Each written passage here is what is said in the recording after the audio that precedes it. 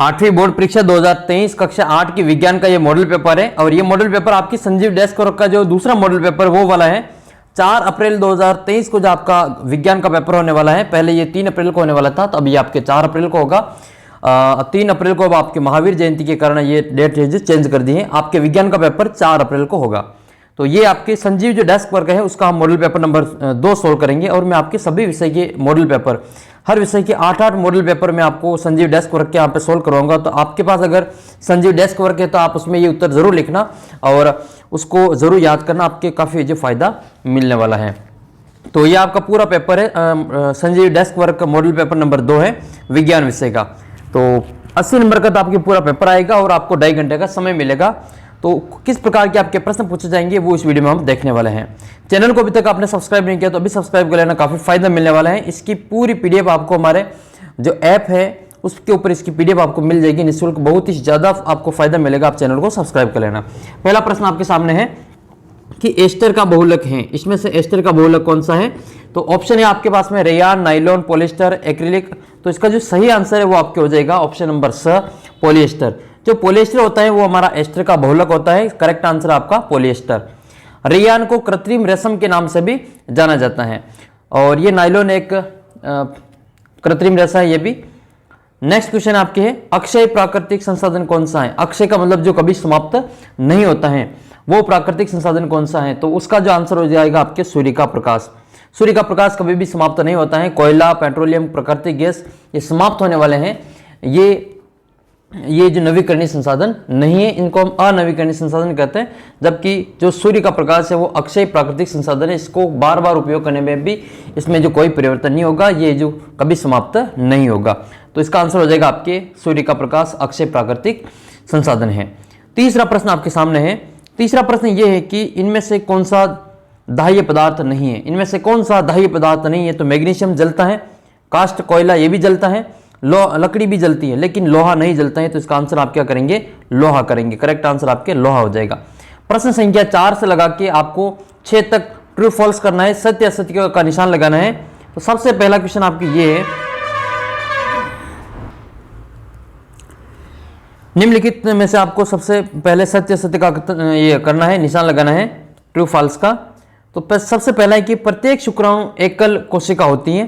तो हाँ, ये बिल्कुल सही बात है। प्रत्येक शुक्राणु जो होती है एक एकल कोशिका होती है। तो आपको टी लिखना है, यानी कि ट्रू है ये। ठीक है। फॉल्स असत्य होता है तो हम एफ लिखते हैं। किशोरावस्था के दौरान होने वाले परिवर्तन यौवनारंभ का संकेत है। तो हाँ, ये भी बिल्कुल सही बात है, इसमें भी हम टी लिखेंगे, ट्रू है, सत्य है ये। और सजातीय आवेश एक दूसरे को आकर्षित करते हैं, ये गलत है। एक जैसे प्लस प्लस दूर जाएंगे, जब प्लस प्लस आवेश को पास लाएंगे तो दूर जाएंगे, माइनस माइनस पास लाएंगे तो दूर जाएंगे। विपरीत जो आवेश होते हैं वो आकर्षित करते हैं, सजातीय आवेश कभी भी आकर्षित नहीं होते हैं। इसका आंसर हो जाएगा आपके असत्य, यानी कि फॉल्स हो जाएगा, ये असत्य है। फिर आपका अगला प्रश्न है कि दहन किसे कहते हैं? तो दहन किसे कहते हैं? दहन एक ऐसा रासायनिक प्रक्रम होता है जिसमें पदार्थ ऑक्सीजन के साथ अभिक्रिया करके दहन उष्मा उत्पन्न करता है। तो एक रासायनिक अभिक्रिया है जिसमें पदार्थ ऑक्सीजन के साथ अभिक्रिया करके उष्मा देता है, उसको हम दहन कहते हैं। तो इसमें आप लिखेंगे दहन में वह रासायनिक प्रक्रम जिसमें पदार्थ ऑक्सीजन के साथ अभिक्रिया करके उष्मा देता है, उसको दहन कहा जाता है। नेक्स्ट क्वेश्चन है मादा में किस जनन अंग में भ्रूण का रोपण होता है? तो इसका आंसर हो जाएगा आपके गर्भाशय। इसमें आप क्या लिखेंगे? गर्भाशय में अंग में भ्रूण का रोपण होता है, यानी कि वह जनन अंग जिसमें मादा के जनन अंग में भ्रूण का रोपण होता है तो वह गर्भाशय में होता है। मादा हार्मोन का आपको नाम लिखना है। तो मादा हार्मोन का नाम लिखेंगे आप एस्ट्रोजन। एस्ट्रोजन होता है वो मादा जनन हार्मोन के रूप में जाना जाता है, एस्ट्रोजन। नर जनन हार्मोन का नाम आप जो कमेंट करके बताना। नेक्स्ट क्वेश्चन है, फिर आपको पृथ्वी की संरचना का आपको नामांकित चित्र बनाना है। वो भू प्रपटी, प्रवार, बाह्य कोड, आंतरिक कोड, वो वाली जो संरचना है वो आपको उसमें बना लेनी है। फिर आपके एक सप्तऋषि जो तारामंडल है उसका आपको आरेख बताना है। वो वाला जो आरेख है, ये वाला आरेख आपको इसमें बता देना है। इसमें 7 तारे बन रहे, वो वाला आरेख इसमें तैयार कर लेना है।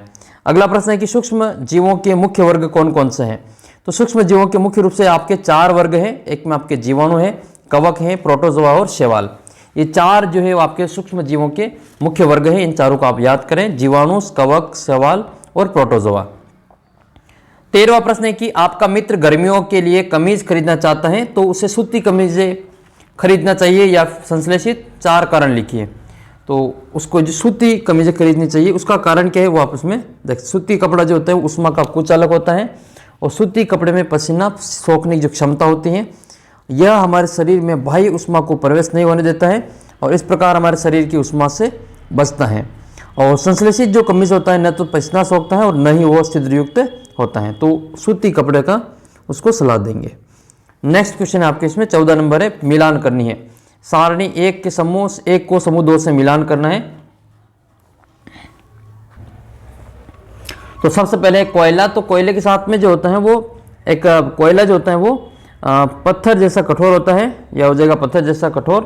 कोक जो होता है वो एक सरंध्र काला पदार्थ होता है और कोल तार जो होता है वो काला गाढ़ा द्रव होता है और इसका उपयोग सड़क बनाने में किया जाता है। आजकल तो बिटुमिन का उपयोग किया जाता है इसके स्थान पर। पेट्रोलियम जो होता है वो गहरे रंग का तेली द्रव होता है। इस प्रकार से आपको सब इसमें मिलान कर लेना है। अगला प्रश्न आपका यह है, सत्य असत्य बताना है आपको। नीचे लिखे गए वाक्यों की सत्यता की जांच कर सत्य असत्य आपको सही निशान लगाना है। जैसे पहला है कि वन उन्मूलन से पृथ्वी पर ताप और प्रदूषण में वृद्धि होती है। तो हाँ, वन उन्मूलन का मतलब होता है पेड़ पौधे काटना। पेड़ पौधे काटने से पृथ्वी के तापमान में और प्रदूषण में वृद्धि होती है, ये बिल्कुल सही बात है। इसमें हम करेंगे सत्य करेंगे इसमें। दूसरा है कि किसी विशेष क्षेत्र में पाए जाने वाले पेड़ पौधे उस क्षेत्र में के प्राणी जात कहलाते हैं, तो ये गलत है, वो प्राणी जात नहीं कहलाते, ये असत्य है। नेक्स्ट है, रेड डाटा बुक में महत्वपूर्ण लोगों के नाम लिखा होता है, तो ये भी गलत है। महत्वपूर्ण जो रेड डाटा बुक जो होती है वो संकटग्रस्त प्रजातियों के या विलुप्त होने वाले प्रजातियों के नाम लिखे होते हैं, ये भी असत्य है। जैव विविधता के संरक्षण के उद्देश्य से जैव मंडल आरक्षित क्षेत्र बनाए गए थे, यहाँ बिल्कुल सही है। कई सारे जैसे राष्ट्रीय उद्यान है, वन्य जीव अभ्यारण्य है, वो हमारा अलग अलग जगह पे बनाए गए हैं। जैसे सरिस्का अभ्यारण्य है और सीता माता अभ्यारण्य, ये सभी जो जैव मंडल को आरक्षित करने के लिए बनाए गए हैं। अगला प्रश्न है, मानव तंत्रिका कोशिका का रेखाचित्र बनाकर आपको तंत्रिका कोशिका का कार्य बताना है। तो इस प्रकार का जो आपकी किताब का चित्र है वो आपको तैयार कर लेना है और तंत्रिका कोशिका के कार्य आपको लिख लेने हैं। तंत्रिका कोशिका संदेश प्राप्त करके उसका स्थानांतरण करती है और जिसके द्वारा यह शरीर के में नियंत्रण और समन्वय का कार्य करती है। तो तंत्रिका कोशिका का जो मुख्य कार्य वो ये है, शरीर में नियंत्रण और समन्वय का कार्य करना। अगला प्रश्न है, धक्के एवं खिंचाई द्वारा वस्तुओं में गति की अवस्था परिवर्तन के 2 उदाहरण देना है। तो धक्के द्वारा वस्तुओं की गति में अवस्था परिवर्तन, एक तो दरवाजे को बंद करना धक्के द्वारा कर सकते हैं, और दूसरा है कि मेज पर रखी पुस्तक को आगे की ओर गतिशील बनाना, ये भी हम धक्का देकर कर सकते हैं। फिर आपके खिंचाव के द्वारा गति में परिवर्तन, तो ये खिंचाव के द्वारा किसी मेज की दराज को खोलना, ये खिंचाव के द्वारा होगा, और कुएं से पानी की बाल्टी खींचना, ये भी आपकी खिंचाव द्वारा गति में अवस्था परिवर्तन होगा। 18वां प्रश्न आपके ये कि वर्णन कीजिए कि घर्षण किस प्रकार शत्रु और मित्र दोनों है। 2 बिंदु आपको बताना है कि घर्षण जो है वो मित्र कैसे है और शत्रु कैसे है, आपको इसमें बताना है। तो घर्षण शत्रु है। घर्षण शत्रु कैसे है, तो घर्षण के कारण गति करती हुई वस्तु की ऊर्जा में काफ़ी उष्मा ऊर्जा के रूप में व्यर्थ हो चली जाती है। इस कारण जो घर्षण होता है वो शत्रु होता है। लेकिन मित्र कैसे है, तो जैसे अभी आप लिख रहे हैं, पेन से लिखते हैं, तो पेन और कागज़ के बीच में, पेन की नोक और कागज़ के बीच में जो घर्षण बल होता है वो अपने लिखने में सहायता करता है।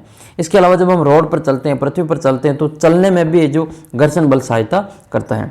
आप कच्ची सड़क पर आसानी से चल पाएंगे, लेकिन जो कांच होता है उसके ऊपर आप आसानी से नहीं चल पाएंगे, तो ये घर्षण के कारण ही होता है।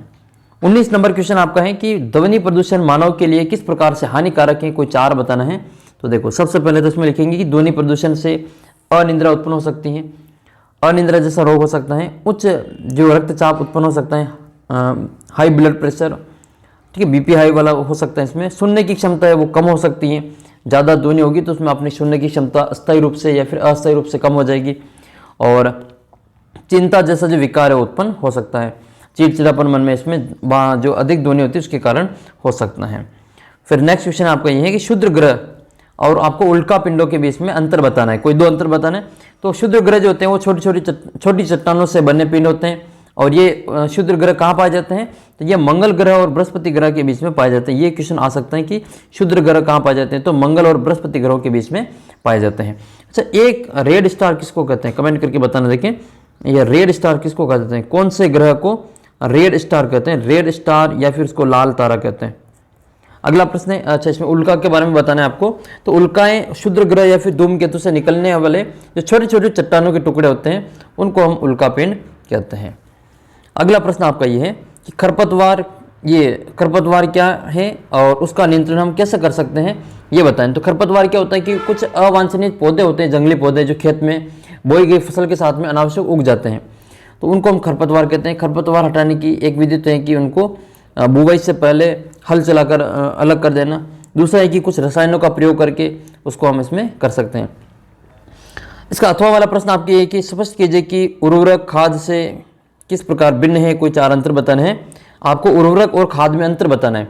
तो सबसे पहला अंतर तो आप ये लिखेंगे कि उर्वरक जो होता है वो रासायनिक पदार्थ होता है, ठीक है, केमिकल होता है उर्वरक, जबकि खाद जो होता है वो कार्बनिक पदार्थ होता है।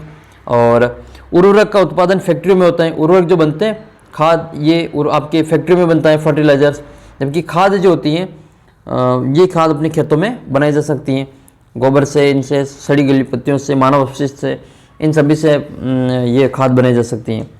उर्वरक से मिट्टी को ह्यूमस प्राप्त नहीं होता है, जबकि खाद से मिट्टी को प्रचुर मात्रा में ह्यूमस प्राप्त होता है। उर्वरक में पादप पोषक जैसे कुछ से पादप पोषक पदार्थ होते हैं जैसे नाइट्रोजन, फास्फोरस, पोटेशियम, ये प्रचुर मात्रा में होते हैं, जबकि ये खाद में बिल्कुल तुलनात्मक रूप से कम होते हैं। खाद में पोषक जो पादप पोषक होते हैं वो तुलनात्मक रूप से कम होते हैं। फिर आपको अगला प्रश्न ये देखना है कि क्या होता है जब तनु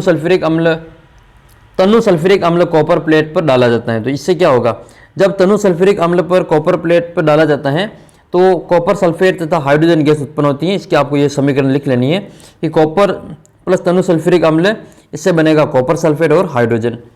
इससे दूसरा है कि लोहे की कील कॉपर सल्फेट के विलयन में रखी जाती है, तो संबंधित अभिक्रिया के शब्द समीकरण भी लिखना है। तो लोहे की कील को कॉपर सल्फेट विलयन में डालने पर कॉपर सल्फेट विलयन से कॉपर विस्थापित हो जाता है और आयरन सल्फेट और कॉपर प्राप्त होता है। इसकी शब्द समीकरण ये बनेगी कॉपर सल्फेट प्लस आयरन, इससे बनेगा हमको आयरन सल्फेट और कॉपर, ये कॉपर आयरन आपस में विस्थापित हो जाएंगे। अगला प्रश्न ये है कि परावर्तन के 2 नियम का उल्लेख करना है और उनको रेखा चित्र पर प्रदर्शित करना है। तो परावर्तन का नियम कौन कौन सा होता है। परावर्तन का नियम ये होता है कि परावर्तन कोण और आपतन कोण का मान हमेशा बराबर होता है, इनकी कोण I बराबर कोण R होता है। आपतन कोण और परावर्तन कोण हमेशा बराबर होता है। इसके अलावा इसका दूसरा है आपतित किरण, अभिलंब और परावर्तित किरण तीनों परावर्तक पृष्ठ पर एक ही बिंदु पर एक ही तल में स्थित होते हैं। जैसा कि इस वाले बिंदु में आपको दिखाई दे रहा है, ये तीनों एक ही बिंदु में एक ही तल में स्थित है। ये आने वाली किरण है, ये आपतित किरण है, ये परावर्तन के बाद जाने वाली किरण है, ये जापतित किरण नहीं, ये परावर्तित किरण है, और ये बीच में वाला जिसको हम अभिलंब कहते हैं, इसको क्या कहते हैं, अभिलंब कहते हैं। ये काल्पनिक रेखा होती है, इसको हम 90 डिग्री के कोण के बराबर मानते हैं, उसको हम अभिलंब कहते हैं। हाँ, मैंने ये मजाक में कहा था, ये जापतित किरण नहीं, ये आने वाली को आपतित कहते हैं और जाने वाली को परावर्तित कहते हैं, थोड़ा सा इसमें ध्यान रखना।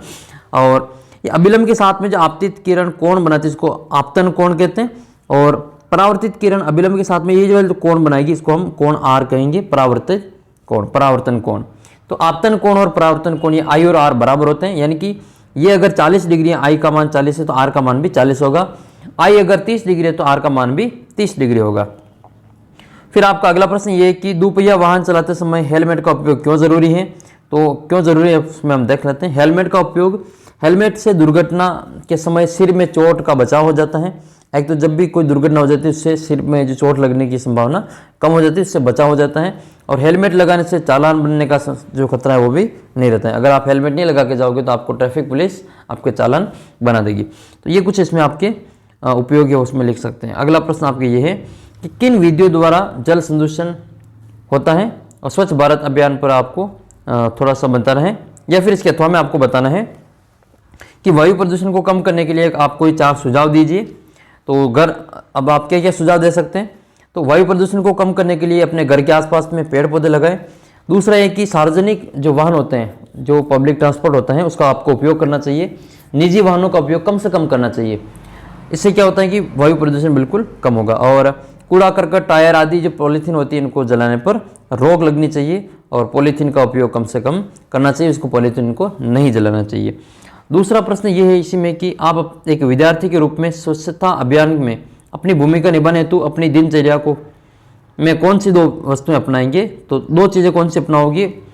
तो स्वच्छता अभियान के लिए एक तो प्लास्टिक की थैलियों का उपयोग बंद करना, दूसरा है कि पुनः चक्रित हो सकने वाले पदार्थों से बने उत्पादों का उपयोग करेंगे, जिनको हम बार बार है जो पुनः चक्रित कर सकते हैं।